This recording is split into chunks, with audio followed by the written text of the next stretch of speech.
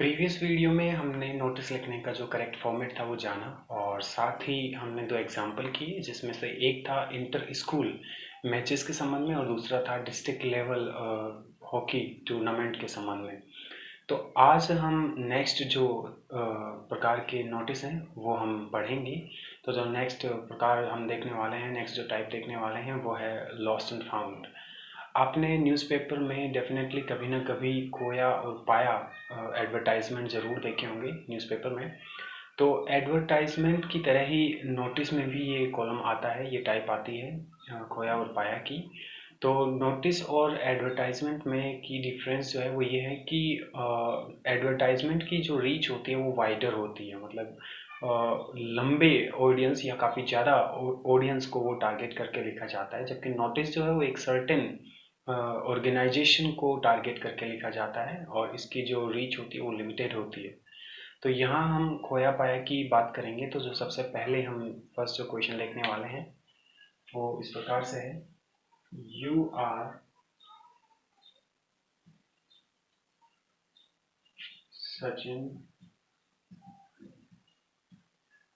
Gupta, class 12, you have lost your watch.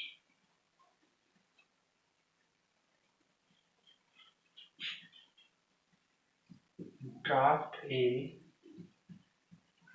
notice requesting students to return it. आप हैं Sachin Gupta, class 12 के आप student हैं और you have lost your watch, आपने अपनी घड़ी जो है वो खो दी है। ड्राफ्ट ए नोटिस, तो आपको एक नोटिस लिखना है रिक्वेस्टिंग स्टूडेंट्स, विद्यार्थियों को निवेदन करते हुए टू रिटर्न इट, कि वो इसे लौटाएं अगर उन्हें ये मिलती है। तो सबसे पहले हम आंसर में, पिछले वीडियो में हमने जाना था कि सबसे पहले हम ऑर्गेनाइजेशन या इंस्टीट्यूट का नाम लिखते हैं। ऑफिस से रिलेटेड नोटिस हो तो हम ऑफिस का नाम लिखते हैं। तो यहाँ पे नाम नहीं दे रखा है, तो मैंने आपसे कहा था कि अगर इन केस स्कूल से रिलेटेड नोटिस हो लेकिन अगर स्कूल का नाम नहीं दे रखा हो तो हम गवर्नमेंट सीनियर सेकेंडरी स्कूल लिख देते हैं। तो हम यहाँ कैपिटल लेटर्स में स्कूल का नाम लिखेंगे, government senior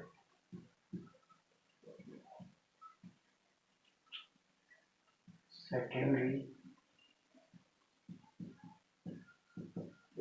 school.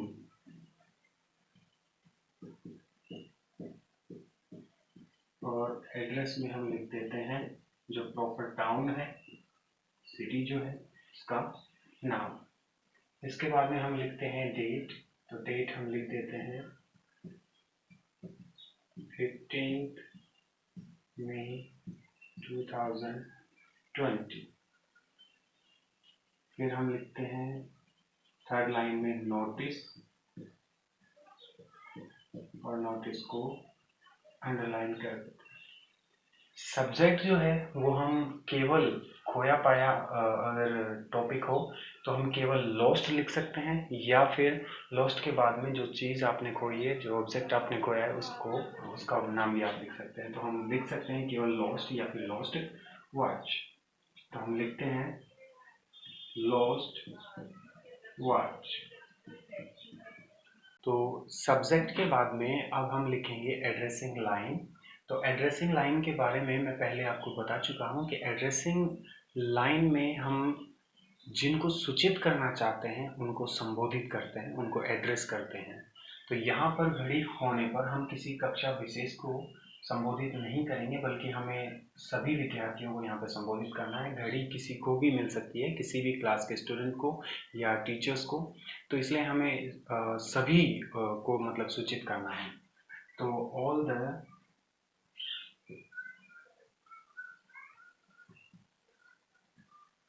Students are informed that,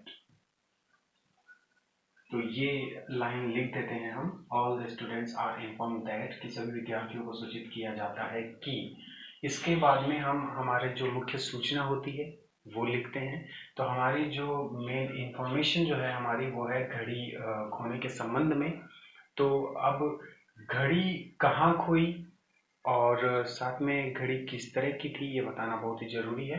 अगर हम लॉस्ट सब्जेक्ट के ऊपर या लॉस्ट टॉपिक के ऊपर नोटिस लिख रहे हैं तो उसमें हम बताएंगे, एक आइडिया देंगे कि किस जगह पॉसिबली जो घड़ी है वो खोई हो सकती है, और साथ ही हम बताएंगे कि घड़ी किस तरह की थी, ताकि उसको अच्छे तरीके से पहचाना जा सके और ये क्लियर हो जाए कि आपसे बिलोंग करती है। तो that I have lost my watch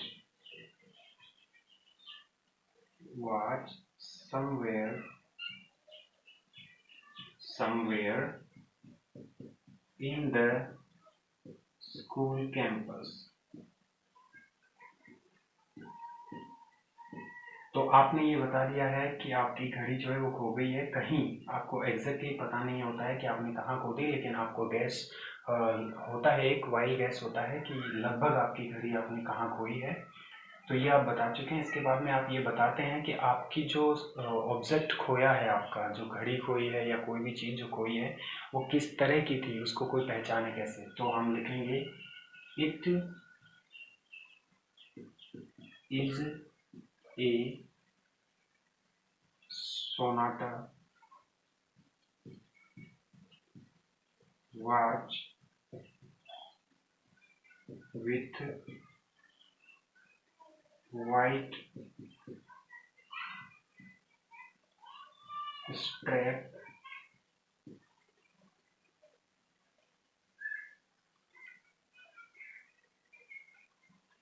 ये इसकी पहचान हो गई कि यह एक सोनाटा घड़ी है जिसका सफ़ेद जो है फीता है, स्ट्रैप जो बांधने के लिए फीता आता है वो। तो ये सब हो जाने के बाद में हम लिखते हैं कि जो व्यक्ति इसे लौटाएगा, जो स्टूडेंट इसे लौटाएगा, उसको एक इनाम दिया जाएगा, एक पुरस्कार दिया जाएगा। ऐसा इसलिए करते हैं क्योंकि इससे नोटिस शिष्ट लगता है और साथ ही लौटाने वाला इनाम के लिए निश्चित रूप से लौटाने को तैयार होता है।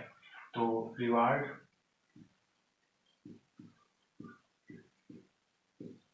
promised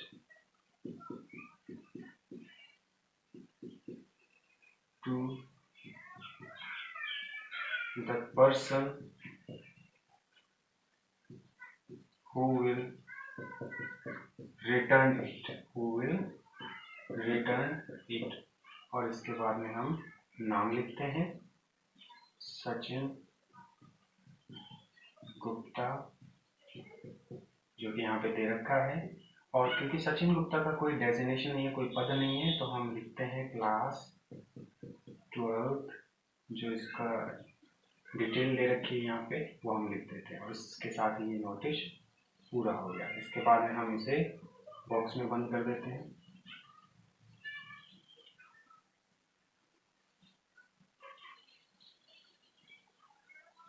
इस तरह से हमारा ये नोटिस कंप्लीट हो गया।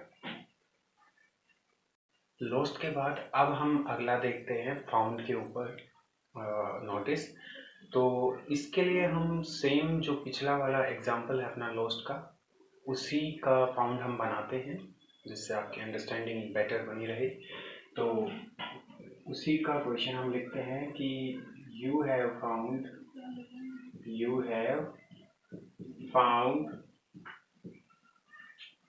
ए वॉच, ड्राफ्ट ए नोटिस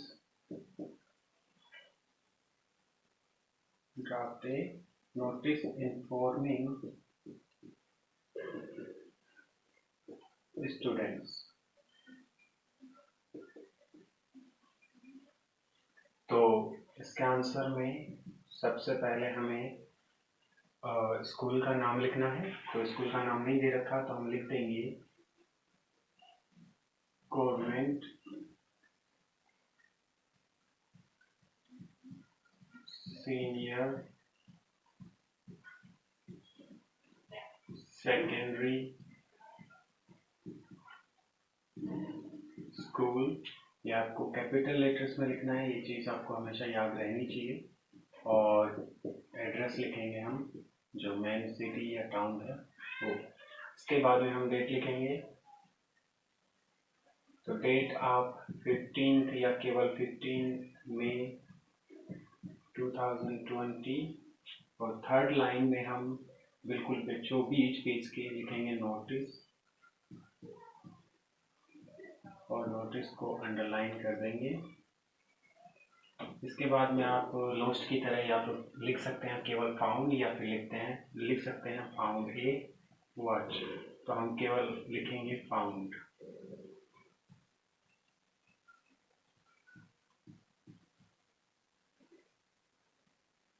अब हम स्टार्ट करते हैं। तो वही सबसे पहले एड्रेसिंग लाइन। तो एड्रेसिंग लाइन हमारी होती है ऑल द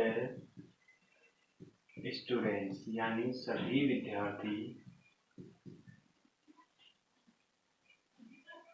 आर इन्फॉर्म्ड, सूचित किए जाते हैं, दैट आई हैव फाउंड, कि मुझे मिला है या मिली है, ए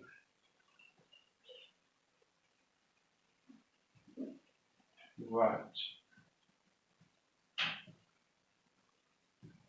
मुझे एक घड़ी मिली है। इट इज, यह है, ए सोनाटा, यह एक सोनाटा वॉच है, विथ वाइट स्ट्रैप। तो यह एक सोनाटा घड़ी है, इसका वाइट स्ट्रैप है, यानी कि सफेद फीता है। इसके बाद में हम लिखेंगे ओनर में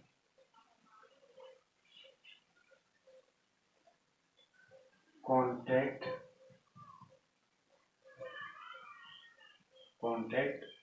द अंडरसाइंड with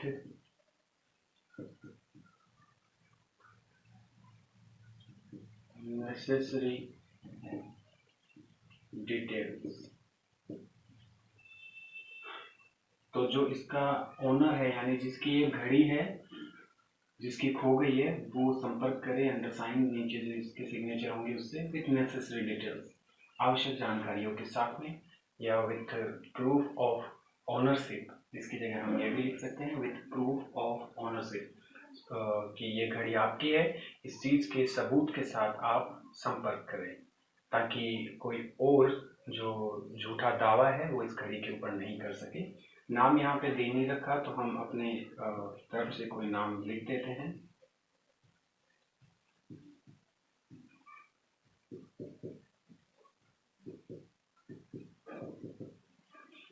और फिर इसे अंदर बॉक्स में बंद कर देते हैं। तो इस तरह से हम फाउंड के ऊपर नोटिस लिखते हैं।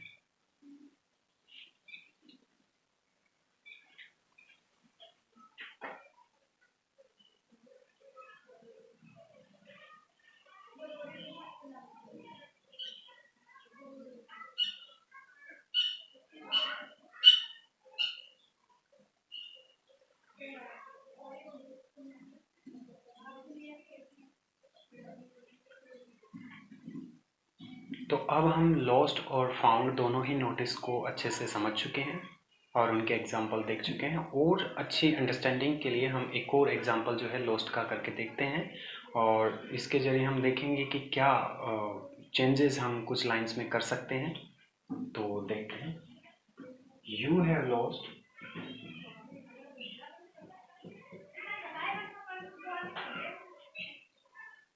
Your English text book draft A notice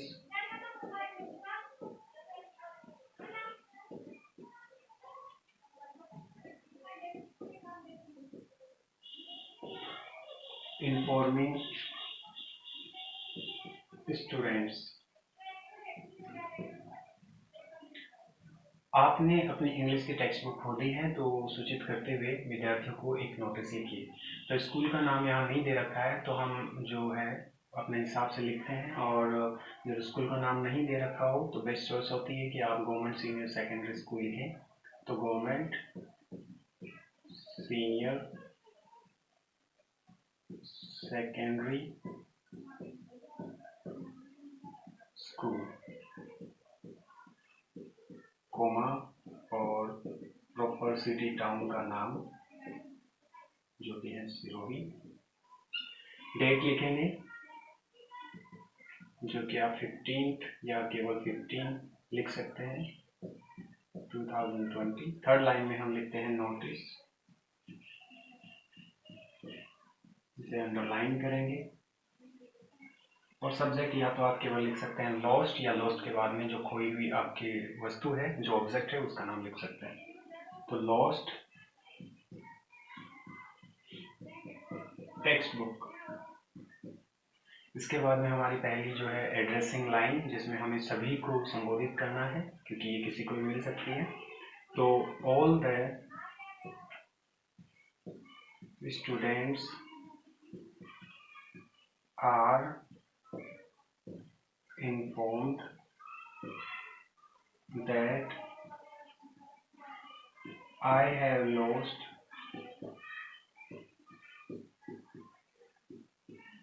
English textbook of class 12th।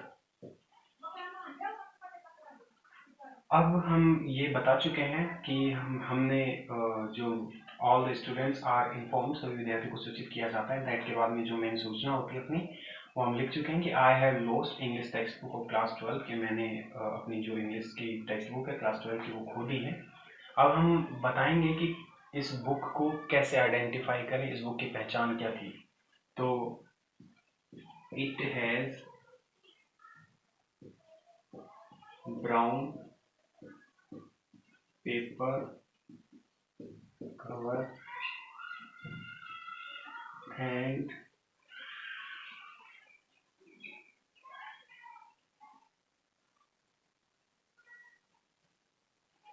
a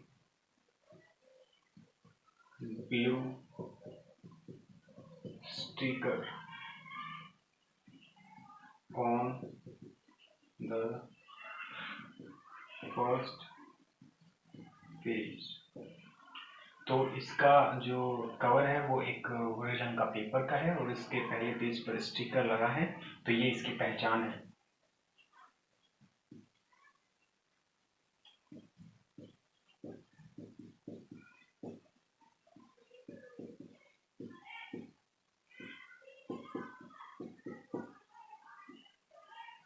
Pain and friendship promised to the person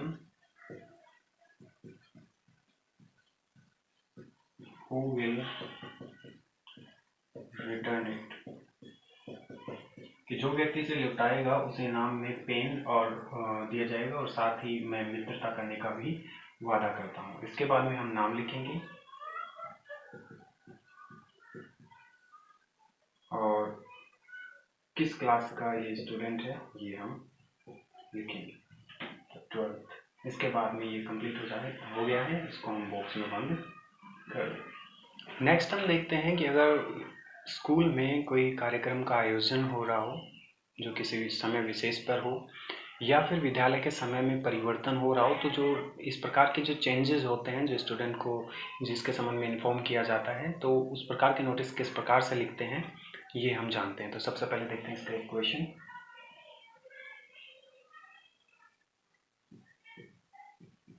As the principal of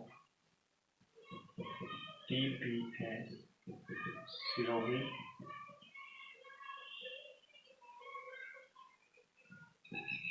inform students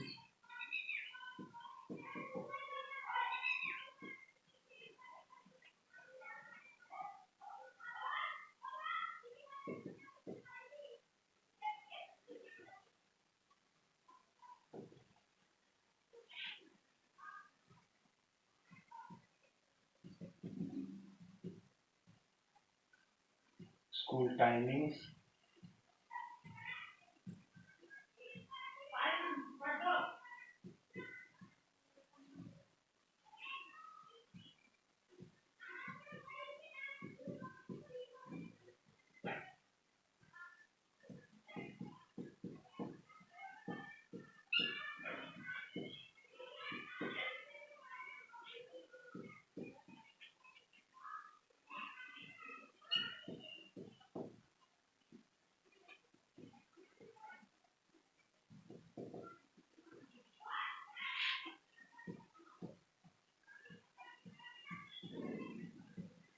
तो क्वेश्चन है कि टैगोर पब्लिक स्कूल सिरोही के principal के तौर पर inform student आपको विद्यार्थियों को सूचित करना है about the change in school timings आपके विद्यालय के समय के परिवर्तन के संबंध में सर्दी के मौसम को देखते हुए आने वाली सर्दियों को देखते हुए तो notice should not be more than 50 words. तो जो आपका नोटिस है वो 50 शब्दों से ज़्यादा में नहीं लिखा जाना चाहिए। तो स्कूल की जो टाइमिंग्स हैं वो सर्दियों के लिए अक्टूबर में चेंज होती हैं, इस बात का हमें ध्यान रखना है। तो सबसे पहले हम लिखेंगे स्कूल का नाम।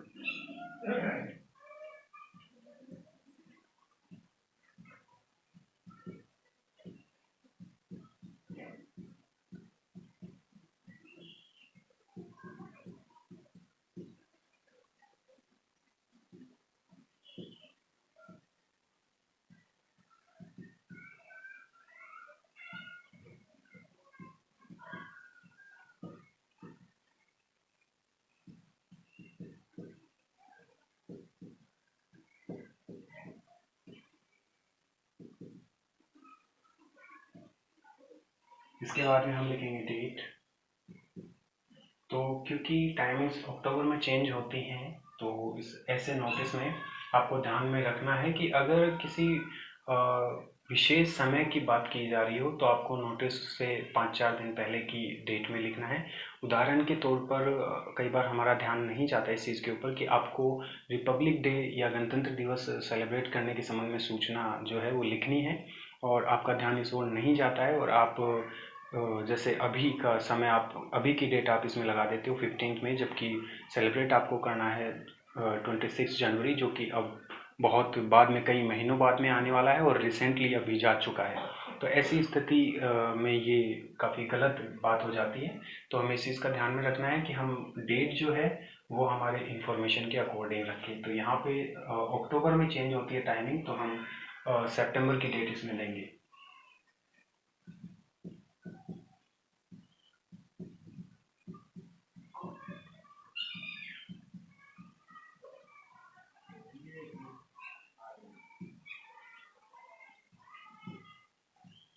नोटिस और थर्ड लाइन में हम लिखेंगे नोटिस के बाद में इसका सब्जेक्ट। तो change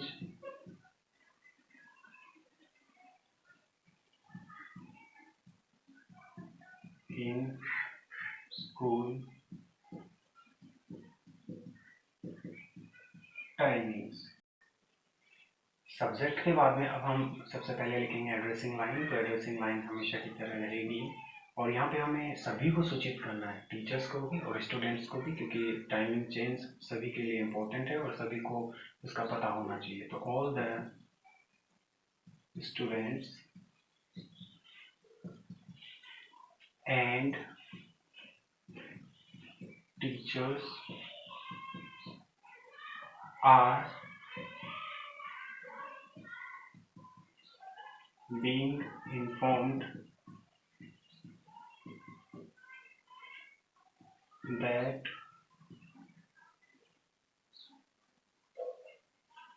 school timings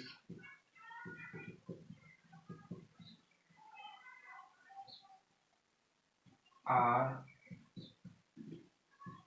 going to change. तो दैट के बाद में हमारा जो मुख्य सूचना है वो ये है कि विद्यालय का जो समय है वो उसमें परिवर्तन होने वाला है from 1st of October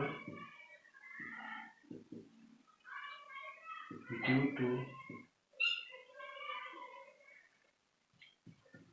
coming winter, सर्दी के मौसम की वजह से।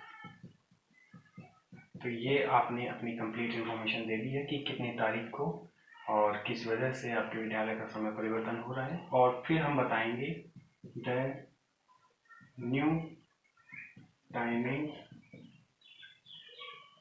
आर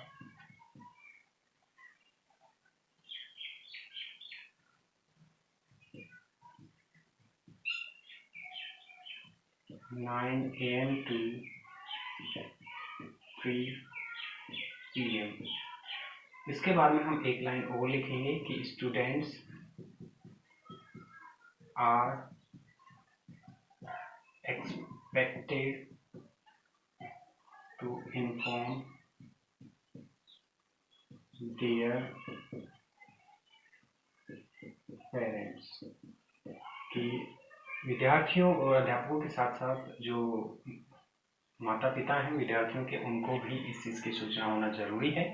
तो हम ये लाइन यहाँ पे लिखेंगे कि students are expected to inform their parents, कि विद्यार्थियों से आशा की जाती है कि वो अपने माता पिता को ये सूचित करें।